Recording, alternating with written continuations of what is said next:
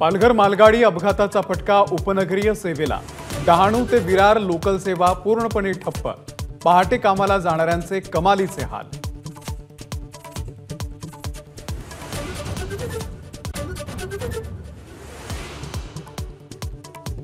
घोटाळ्यांचे जप्त केलेले पैसे गरिबांना वाटणार। 10 वर्षात घोटाळ्यांचे 2200 कोटी रुपये केले जप्त। निकालाच्या आधी एबीपी नेटवर्कला दिलेल्या मुलाखतीत पंतप्रधान नरेंद्र मोदींची माहिती।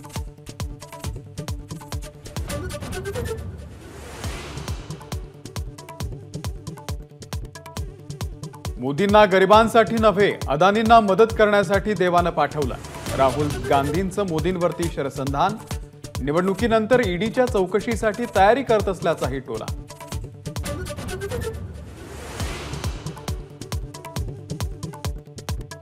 गांधी परिवारालाही संकटात मदत करत आलोय। तब्येत बिघडल्यानंतर सोनियांसाठी विशेष विमान पाठवलं। एबीपी नेटवर्कला दिलेल्या मुलाखतीमध्ये मोदींचं वक्तव्य।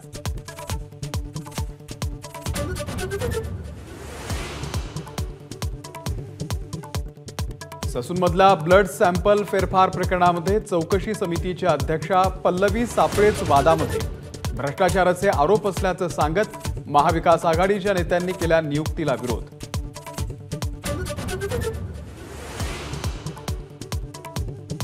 मुंबई शिक्षक मतदारसंघामधून राष्ट्रवादीकडून शिवाजीराव नलावडे यांना उमेदवारी। राष्ट्रवादीच्या निर्णयानं महायुतीमध्ये वादाची ठिणगी पडण्याची शक्यता।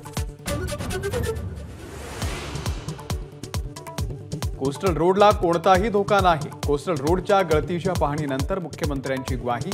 तर भ्रष्ट राजवटीनं कामाचा वेग कमी केला। आदित्य ठाकरेंचा हल्लाबोल।